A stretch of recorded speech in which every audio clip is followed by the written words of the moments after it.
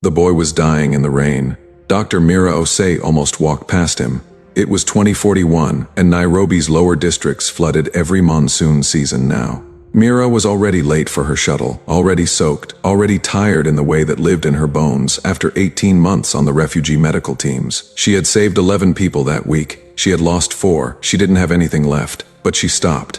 The boy was maybe 9 years old, curled against a drainage wall, burning with fever, wearing clothes that had once belonged to someone else. His eyes were half open and going glassy. Mira did the math automatically, the way doctors do. He had maybe 6 hours, probably less. She missed her shuttle. She spent her last emergency credits on the medicine. She sat with him in the rain for 3 hours until his fever broke. Until he could drink water. Until the color came back to his face. When he was stable enough to speak, he told her his name, Kyle. He didn't have a last name. He was an orphan of the coastal floods, one of the millions of children the rising ocean had made homeless and invisible. Mira got him to a shelter. She filed the paperwork so he'd have a registered identity, a real one, with a number, with rights. Then she went back to her work and forgot about him. The way you forget about the ones who survive, you only remember the ones you lose. She didn't know she had just changed the history of 2 civilizations. 31 years later, the thing that called itself the harvest arrived. They didn't announce themselves. They didn't send diplomats or ultimatums. One morning, every communication satellite in the solar system went dark simultaneously, and when humanity looked up, there were ships, thousands of them, arranged around Earth like a closing fist. The harvest didn't speak in words. They spoke in demonstrations. Mars Station, gone in 4 seconds. The Titan Deep Space Array, gone in 2. A Chilean coastline city of 400,000 people, gone in 11. This is what we are, the silence said. This is what you cannot stop. They were right. Earth's defense forces scrambled everything they had. Every ship, every missile platform, every orbital weapon. 300 million people watched on screens as humanity threw everything at the harvest fleet. The harvest absorbed it, not deflected, not survived. Absorbed, like throwing stones at the ocean. General Adeyezo Konkwo, commanding Earth's last coordinated response from the Mars Emergency Station, looked at the numbers and felt a very specific kind of despair. Not the sharp despair of surprise, the slow despair of confirmed mathematics. We are going to lose, General. Her communications officer, a young man named Torres, pulled off his headset. His face was pale. We're getting something strange, long range, not from the harvest. What frequency? It is a medical distress code, ma'am, from 2041. Someone is broadcasting a 31-year-old distress code on emergency channels, and they're tagging it with a current location. Deep space, Sector 7 Kilo. Adaze stared at him. That is not possible. No, ma'am. But someone's also broadcasting a name alongside it. They want us to search the refugee registry. Adaze's hands moved without thinking, pulling up the database. The name resolved instantly. Kyle, no surname, registered 2041. Nairobi Flood District. Sponsor, Dr. Mira Osei. She looked at Torres. Find out who is sending this. What answered was not human. The translation software struggled for almost 4 minutes before it found language. When it did, the voice that came through sounded like wind through crystal, layered, harmonic, nothing like a throat. We are the Sorai. We have been watching this system for 31 of your years. We do not involve ourselves in the conflicts of other species. This is our law. It has been our law for 6,000 years. General Okonkwo leaned forward. Then why are you contacting us? A pause.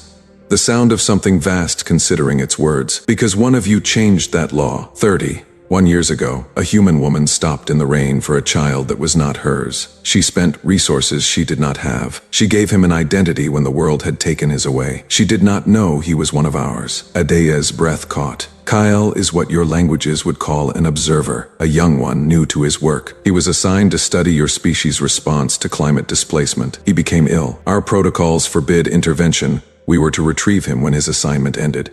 He would have died before that retrieval. May people have debated this moment for 31 years, whether a single act by a single human should obligate us, whether our law should bend for one doctor who missed her shuttle. Another pause. Longer. We have concluded that a species which stops for dying strangers is worth saving. Adeyes heard herself say very quietly, "What are you saying?" "We are saying that we owe a debt. We are saying that Kazel voted first and then we all voted, and the vote was unanimous. We are saying the harmonic voice shifted into something that felt impossibly like warmth. That Mira Osei's children will not grow up the way she grew up. We are saying we are coming. The Sorai were not like the harvest. The harvest was power. The Sorai were something older than power. When their ships arrived, 43 vessels, each one moving like a living thing, trailing light, the color of dawn. Every harvest ship turned to face them. It was the first time the harvest had reacted to anything. General Okonkwo watched on long-range sensors as the two fleets regarded each other. Then the harvest opened fire. The Sorai simply were not where the weapons arrived. They moved like thought. Like the decision to move was faster than movement itself. The harvest's weapons hit empty space, hit each other, hit nothing. The Sorai slid between them the way water slides between fingers, and then they began to take the harvest fleet apart, not destroying, disassembling. Ship by ship, they removed the harvest vessels from the battlefield. Some folded away into nothing. Some simply stopped functioning. Some turned on each other without visible cause. It took 11 minutes. When it was over, the sky was clear. The Sorai did not celebrate. They did not ask for thanks. The crystalline voice came back on the channel. This snow, the harvest will not return. They know now what you have protecting you. They are not brave enough for that. Adeyes found her voice. Why would they be afraid of you? Not of us. The warmth again, that impossible warmth of what we represent. Every species in this galaxy knows that the Sorai do not take sides. We have not intervened in a conflict in 400 years. For us to intervene means that someone did something extraordinary. The harvest is cruel, but they are not foolish. They will wonder what humanity did to earn this. They will decide it is not worth finding out. One doctor, one rainy night, one child. That is what they are afraid of. Dr. Mira Osei was 78 years old, semi-retired, teaching at a medical college in Edinburgh. When the call came, she didn't understand it. At first, her student, a nervous girl named Priya, knocked on her office door and said, "Dr. Osei, there is an alien on the communication system, asking for you specifically by name. The government has been trying to reach you for an hour." Mira took the call in her office, surrounded by stacks of ungraded papers and 3 empty tea mugs. The voice she heard was familiar in a way that made no sense, like recognizing a song you've never heard before. "Mira Osei," she said, "Kale." A sound that might have been laughter, if laughter were made of light. "You remembered my name. You were 9 years old and dying in the rain," she said. "Of course I remembered your name," she paused. "You are one of them, you are. You've been watching us this whole time, watching. Learning your species is the most confusing thing I have ever studied." A pause. "You are violent and short-sighted, and you let your oceans rise until your own children were living in drainage ditches. And then a woman walks past a dying boy and stops, for no reason, with nothing to gain. And everything I thought I understood became complicated." Mira looked at her hands.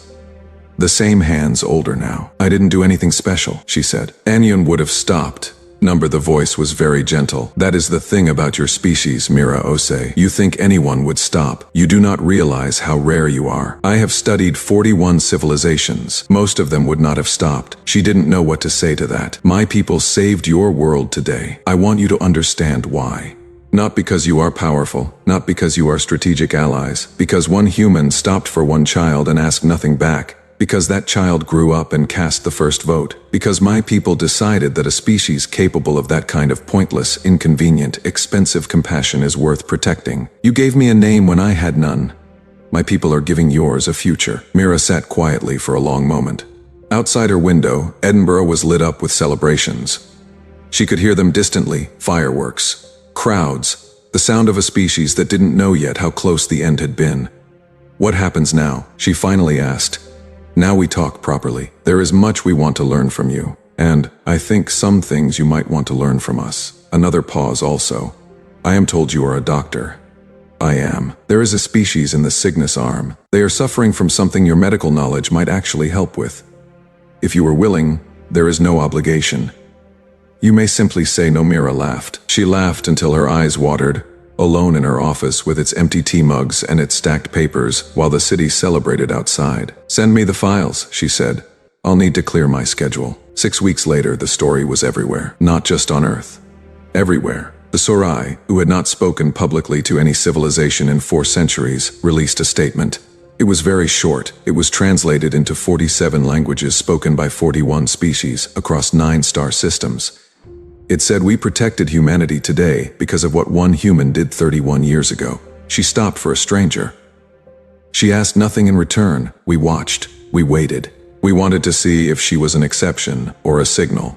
She was a signal. We have concluded the following. Any species that still produces humans, like Mira Osei, is a species the galaxy cannot afford to lose. We will remember. If they are threatened again, we will come again. This is not sentiment. This is policy. We have 3 questions for all other civilizations reading this. When did you last stop for someone who couldn't repay you? When did you last do the hard thing simply because it was right? What kind of signal are you sending? In a trade station on the edge of the Orion Spur, a merchant, gray, scaled 4, armed, deeply skeptical of sentiment, read the statement twice. His business partner asked what he thought. The merchant set down the communique. He looked out the viewport at the stars. My cargo hauler broke down last season, he said slowly.